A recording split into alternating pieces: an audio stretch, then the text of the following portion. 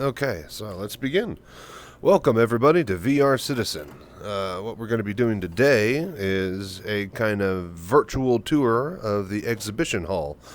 For those of you that can't make it, can't download the patch, don't have the time in the next 5 or 6 days, I'll be trying to make it down to the actual Expo Hall and walk around and show you all the nice little sites, kiosks, and ships.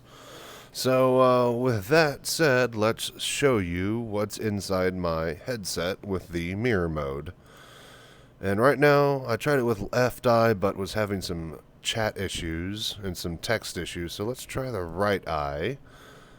And we're going to full screen it, and then that will turn on the mirror mode. And then welcome to inside of my headset. And with that, we're going to be taking off as soon as we adjust a couple other things. Okay, this is what we want, right? Yeah, details. Steam tours.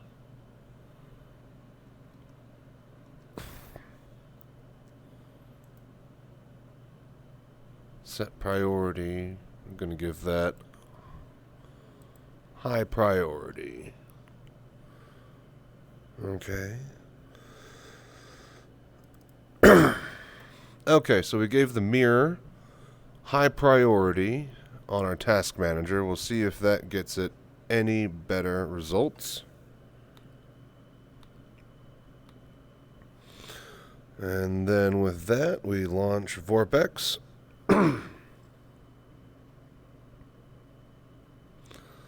And we launch game. And now that I got the sound working, and I know it is, I can hear the music and I can see it on my stream. And I got my chat window on my hand. So, welcome to VR Citizen. Again, with the mirror mode, I have completely smooth frames inside of my headset. You guys are watching a mirror of a mirror of a mirror because the game is running on a different monitor. It's going to my headset, and I'm having that image on my headset transmitted to my main monitor, which is then being picked up with by my second computer, which does the streaming and recording.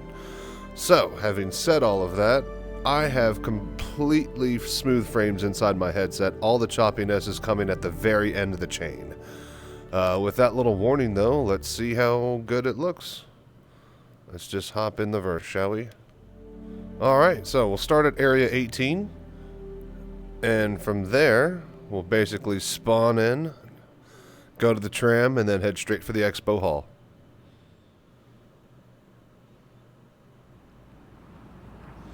Alright, and we're in.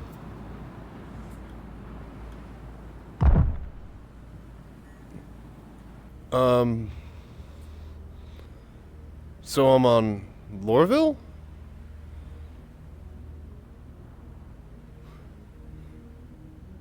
Talk about a survival simulator. Well, shit. Well, where the hell am I?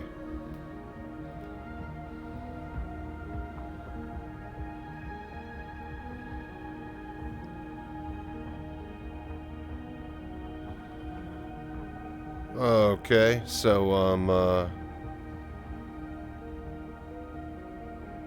I'm definitely somewhere on Hurston. So this is not where I need to be. So I guess let's kill ourselves and try again. Hey, there we go. Perfect, everything worked.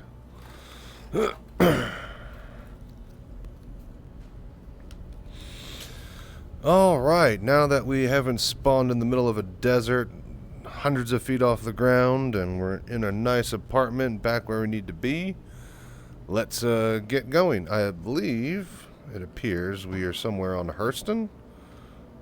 Yeah, we're at Lorville. So what we're going to have to do is, what the fuck? Really? Am I focusing on the window and not what's outside the window? Wow, okay.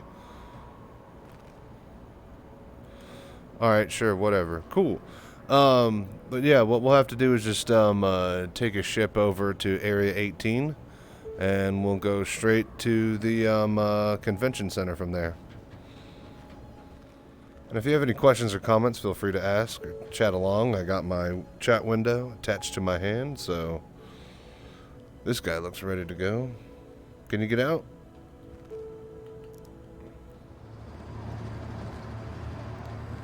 Alright, a nice polluty day out in Lorville. Love how that just goes down into the city. Just, yeah, we'll let the filth down there take care of it. Man, I kind of want to just make like a moving video. Just a little long GIF or something like that with some light music and just the view of the tram out the door zoomed in like this. I think it'd be really cool. Just get a whole bunch of footage just on the tram. We'll see how that works.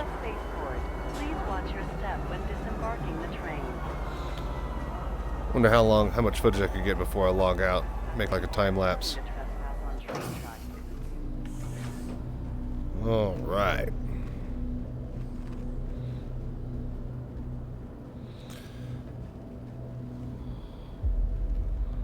Is that? Yeah, there's something there. It's really weird. With the Cutlass Best in Show Edition, I actually don't know if it works on if it does it on the black either, but get my own animation in here. Yeah, there's a faint blue glow just kind of chilling on the dashboard there. And, yeah, no clue what that's all about. Alright, Z to unlock free look. Should turn on. Hello and welcome aboard your Drake interplanetary craft. Your systems are online. Menu, comms, landing zone. You are cleared for liftoff. Alright. Launch complete. Rear impact warning.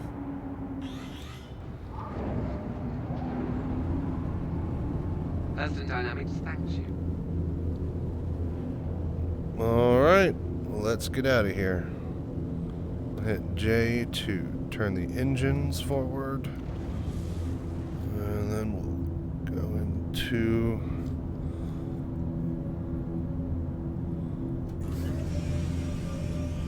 a nice smooth rise. Gear up. Alright, set route to ArcCorp.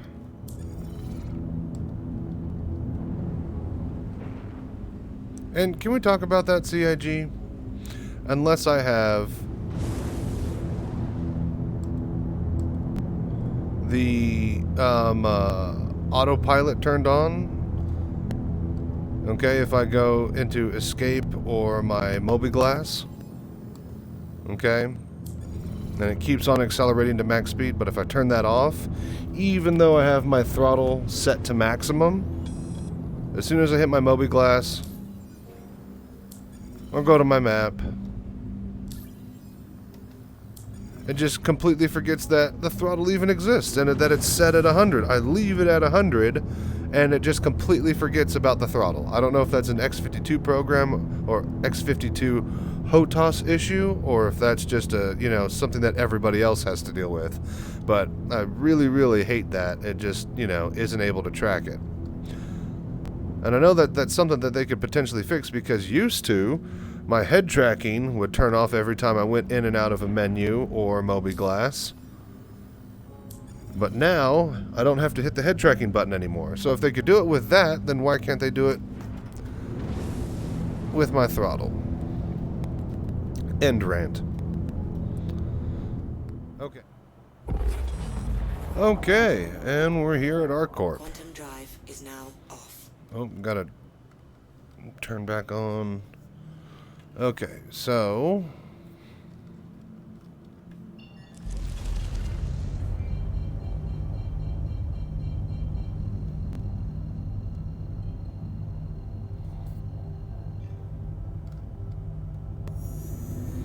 alright, Area 18, here we come. Drive is now on. Alright, there's the spaceport over there. And there's the convention hall. We'll fly through there. Oh, I love the hum of the Cutlass engines.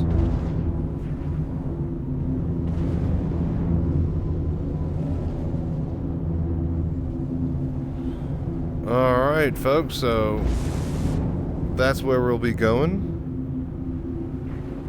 See all sorts of traffic down below, all heading in to get a piece of the expo action.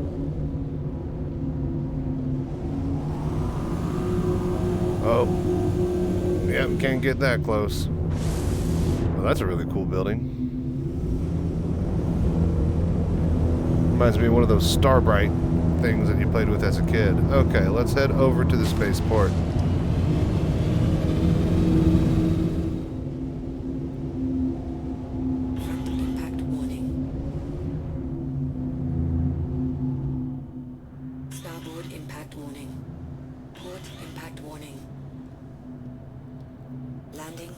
All right, nice and easy. Landing complete. Have a pleasant stay. Okay, nice. Woo! Almost tripped. Made it to ArtCorp. Hoorah! So, let's get to the tram. Let's get to the convention hall. Stanton's capital of commerce. Whatever your transaction, we All right, celebrating in the usual fashion by standing on top of and in each other, and of course on any available furniture. That's the Stanton way. If I ever host a bar citizen and we make a toast, we're all going to stand on our chairs. All right, we'll pick this one.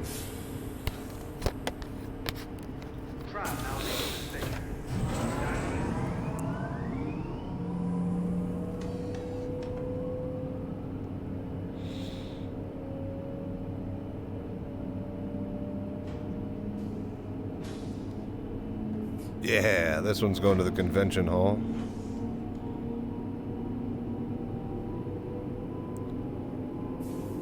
Torpedo burrito. Unleash a payload of flavor. Alright, here we go. Invictus launch week.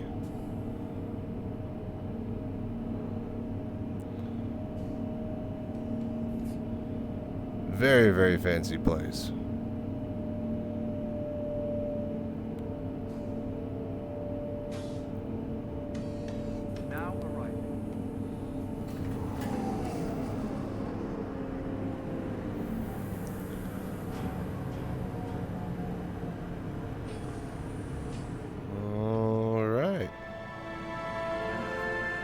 So, welcome to the Expo for the UEE Launch Week Navy. Welcome to Fleet Week. So yeah, after you get off the tram, you see all the people celebrating in the usual Stanton fashion by standing on any nearest available furniture. From here, you could get your tickets from the kiosk man, but unfortunately he's dealing with some sort of futuristic space Karen of a male variety, but the haircut still follows. From there, it looks like we have some sort of plaque for the Navy. A new influx of recruits. Invictus has moved to current date in May to accommodate that need. Oh, okay, so this is the so on the wall here, right outside, they have the United in Purpose UEE Navy history of Invictus Week throughout the centuries. So that's pretty fun. Of course, all this patriotic music going off.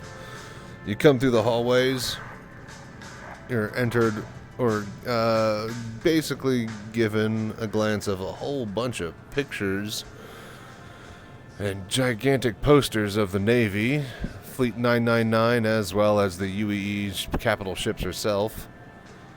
And then you got this United in Purpose mural.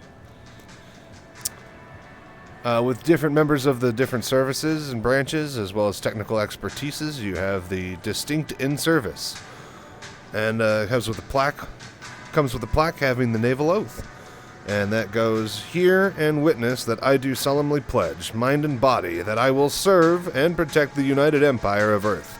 Hey, I'm reading here. How rude.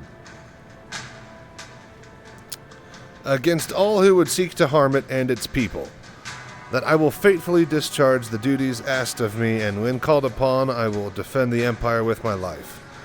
that I will be the sword and the shield, that I will not falter nor fail, but will fight and win, that I swear to do all in my power and act as a guardian of freedom and justice, as a champion of honor and valor, and as a true and proud member of the UEE Navy. Distinct in service. You go, guys. So yeah, after the little UE plaque over there, we got the merch shops, just kind of straddling the main kind of stairs up to the actual expo area. You got some bottles of water if you're getting a little thirsty on the expo floor. And then I like this little glass tube filled with ships that I want to steal. So, very cool. Hope to see those in my personal quarters sometime when I get a big enough one on a capital ship. So, we got Invictus Fleet Week shirts over here of different colors and variety. Consolidated Outland shirts and hats, which actually look really, really cool. Alright, so on the right side we have the Invictus Launch Week kind of, mural that has these cool, fighters. Shit, what are these? Lightning? I forget what those are. Damn, I need to get better at naming ships. There's so many of them. And of course they're surrounded by, gigantic posters that take up entire walls and expanses of the Navy just to get that shot of the whole ship in itself.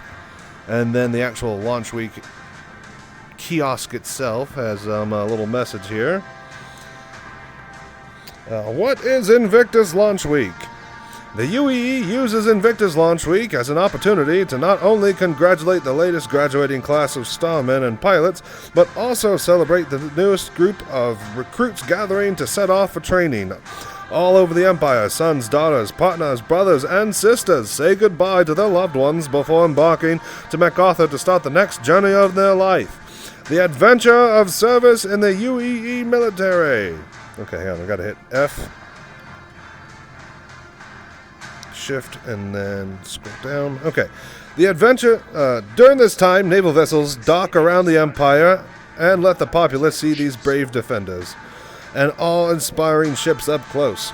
Invictus is also a wonderful opportunity. Oh my gosh. Yes, store the ship. Store it. Okay, it's gone.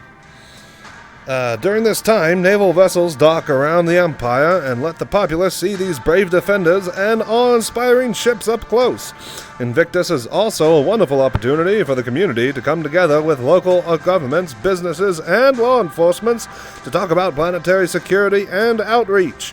When did Invictus start? F, shift, scroll. This may come as a surprise, but Invictus actually goes back several centuries to the days when the UEE was known as the United Planets of Earth, the UPE. Shortly after the First Terravan War began in 2541, humanity suddenly found itself in need of an organized military force at a size previously unneeded. To this point, aside from the hostage situation with the ZN in 2530, there had only been a local security forces under the control of the central human government. F, shift, scroll. With humanity facing an imminent and overwhelming threat, a fleet needed to be raised and trained quickly. The tribunal sent out an immediate call for recruits to create this army. Transport ships on each of the settled planets would load up these volunteers and travel to a training facility on Mars known as Invictus. On the morning of 2542 10-12, families and communities gathered at launch pads around the UPE territories to celebrate those that were going to defend against the alien invaders. As the conflict continued, more recruits would gather on that day to travel into Invictus to begin their training. F, shift. Over the centuries, as the Empire has expanded, space travel has become even more accessible and most recruits able to self-report. The need for Invictus launches weeks has diminished. The spirit of it, however, is stronger than ever.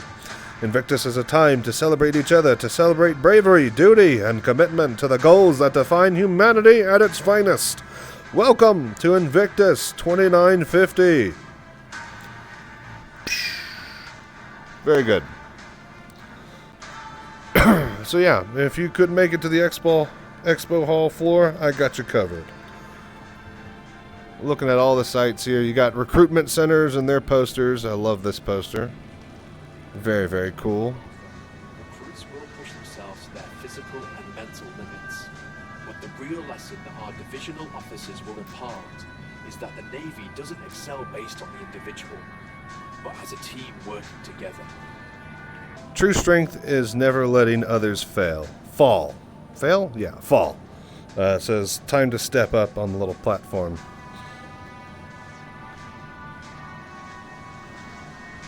If only they had arm controls, hand controls, I could feel like I'm actually here. But yeah, my question is why only a couple of them have helmets and the others don't?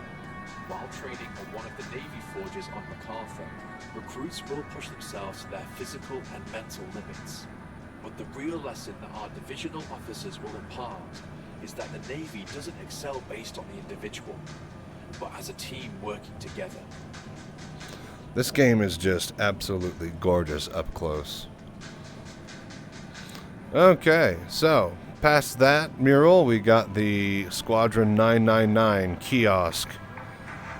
And if you're asking me, this is where they should have Squadron 999 t-shirts, not Invictus Launch Week t-shirts, but I digress.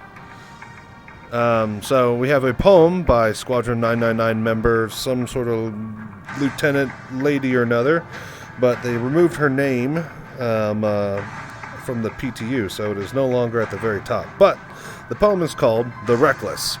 We push boundaries to test the limits of what we can do, to say the impossible cannot define us, to move us all beyond where we thought we could go, to be the first, to be the fastest, to be the best. It is not easy. Luck is as important as skill, failure as important as success, but we get better and we learn. F shift scroll. And we get back up and try again. And we carry on when others can't, and we carry on so others can. Squadron 999. Very, very cool little loop-de-loo into each other. Man, what a cool ship. Alrighty, well with that, let's get to the expo floor. Hit the elevators against the wall. Okay, so you got the ship hall and then the vehicle hall. So we'll hit the ship hall first. RSI and Origin. Alright. So here we are. We got display halls. Man, this place is huge. You can see all the way back. You got 3 Connies on display. One of each type. Looks like they got a Mantis down in the middle. Here, let's go on down, shall we? 325A Origin. Man, I don't need another ship, but let me tell you, that is nice looking.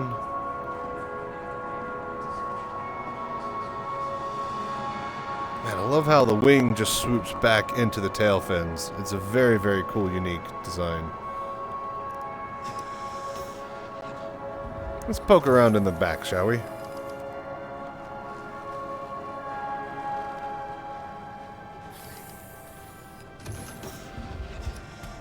Oh.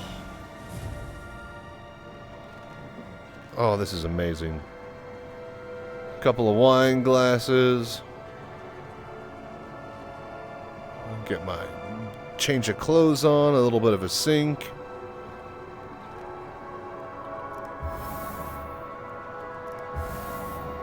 We have a turlet. It appears that there is no shower though, so good luck actually freshening up outside of taking a pooper. Alright, let's check out the display hall here. And looks like we got a Polaris and a Connie. Oh, it's the Taurus, yeah. Constellation Taurus.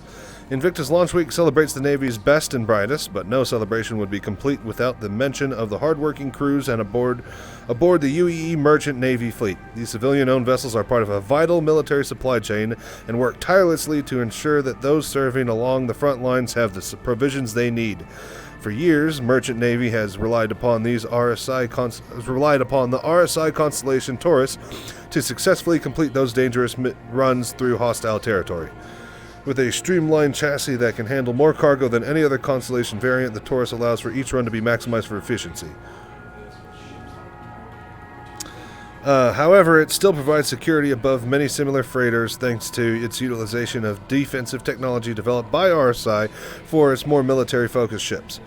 One merchant navy Taurus, the Aluent, is a particularly welcome sight for the brave starmen serving and enlisting at ports in Kellogg, delivering supplies and much-needed care packages. It's no wonder that many captains are eagerly awaiting for the 2951 Taurus to be brought into service. So, yeah, Constellation Taurus.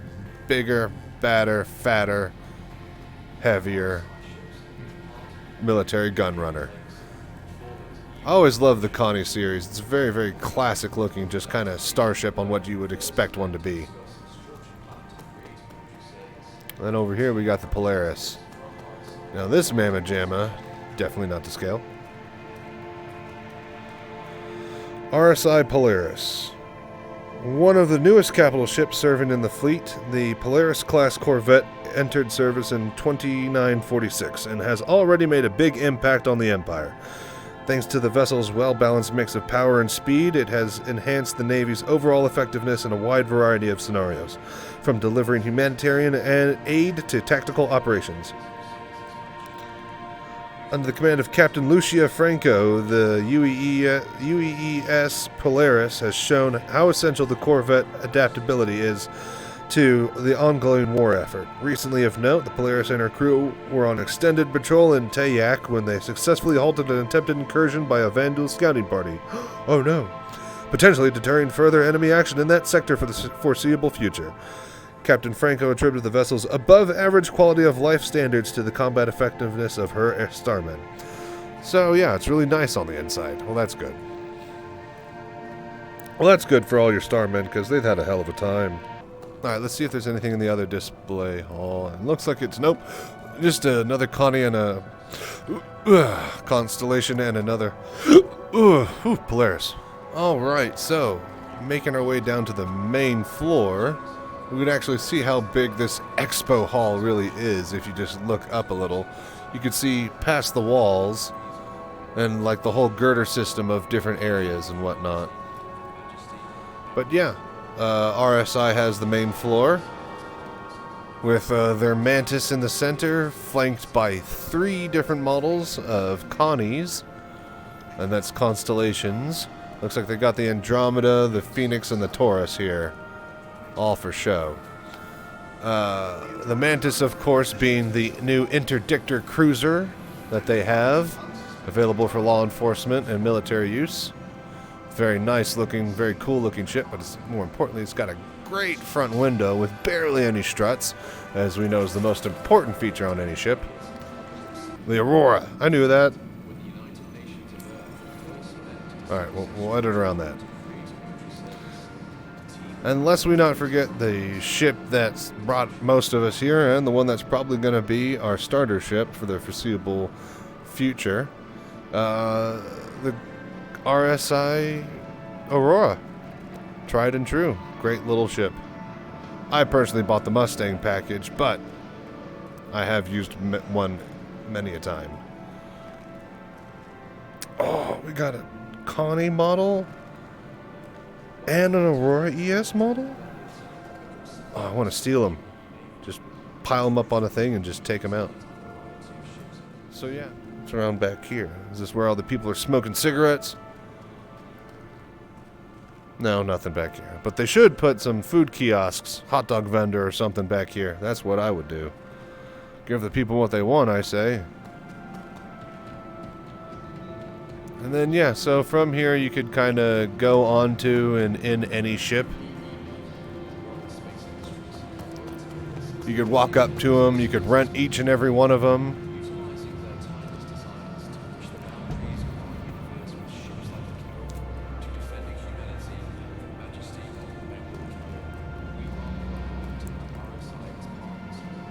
Go up inside of them, check them out.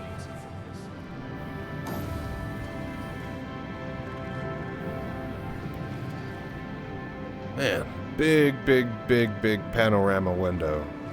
I do like that you could see down below as you're landing. Kind of have that middle console in the Connie that's just blocking me. But I don't know if I like it this wide. Also a lot of struts. Way too many struts. Alright, cool. So yeah, basically you head over to the Ship Expo Hall, crawl around inside of the ships, rent the ships. Whoop. Go in the ships. Go out of the ships. Ship Hall. Need to say more. Alright, very, very cool. Thank you, RSI, for the first day of awesome expos. Exhibitions, I guess. Let's check out the vehicle hall, shall we? Somewhere. Alright, so, vehicle hall. We'll go RSI, Tumbril, and Origin. See what they have to offer, exhibit-wise. Alright. Yet more banners and flyers, and oh, hello, we got a missile launcher. So how was the Ship Expo, Johnny? Well, I rented a missile launcher. Thought you were a pacifist.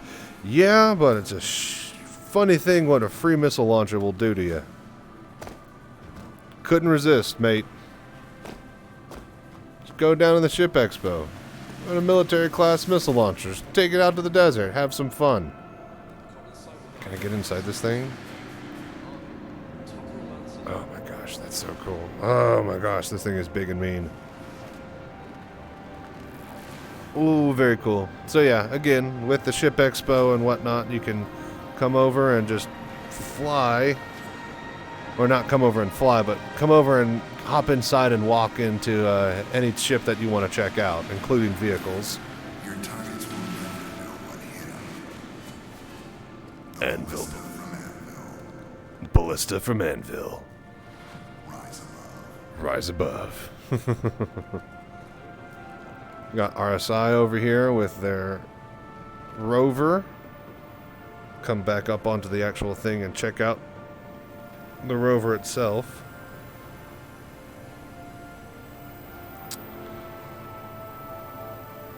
I like this. I like this rover. Nice bit of room in the back.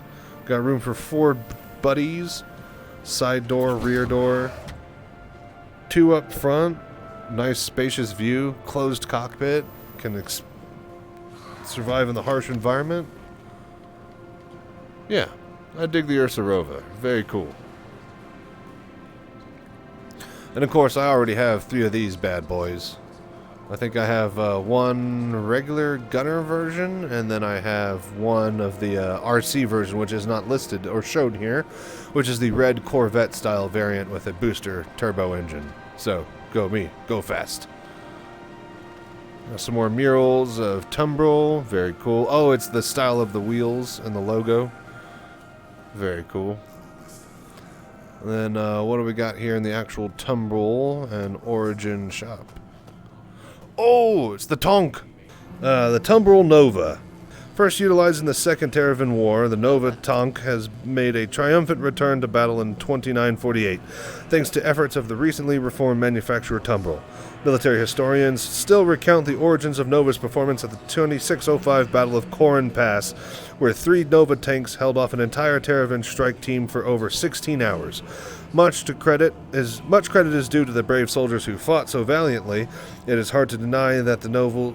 While much of the credit is due to the brave soldiers who fought so valiantly, it is hard to deny that the Nova's resilience and ferocity allowed for the UEE to prevail that day. F, shift, scroll... Though they are most commonly found in the Army's arsenal, you'll find that Nova tanks are playing a pivotal role in the Navy's combat operations, protecting tactical encampments across the Vandal front.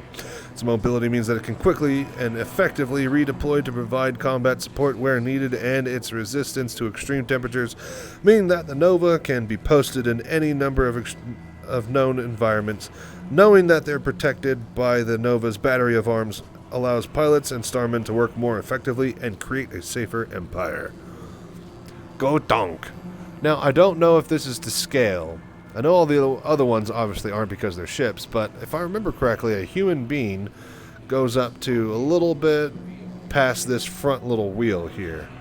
Meaning this thing is about 2-3 human beings high. and not the 1.5 or so it looks right now. Because yeah, if I stack myself on my shoulders, I'd be peering over this thing. I'm pretty sure I need to... It's at least 2 stories tall. Not sure, though. Now, this guy, though, the new Origin rover, very cool. This is the G12A, Origin JumpWorks G12A rover.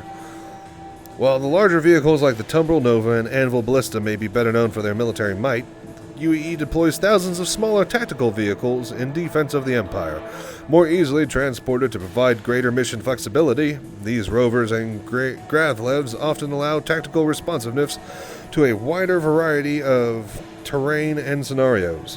When atmospheric conditions become too hostile and can impede flight, having a varied motor pull at your disposal can make all the difference. F shift. One of the newest rovers to join the ranks is the G12A from Origin JumpWorks. While it may have the sleek lines the manufacturer is known for, the G12A is refined, reinforced with heavier armor and fortified wheels, and comes armed with a full defensive and offensive suite. When deployed, it will initially serve as a patrol vehicle for landing sites located in active combat areas with severe weather patterns. So yeah, high weather tolerance landing pad protector. Very neat. Very, very, very cool. I dig it. So yeah, that's the little Expo Halls, and that's the vehicle ship hall. Vehicle and ship hall. I bet you anything it's just the same ones over here too.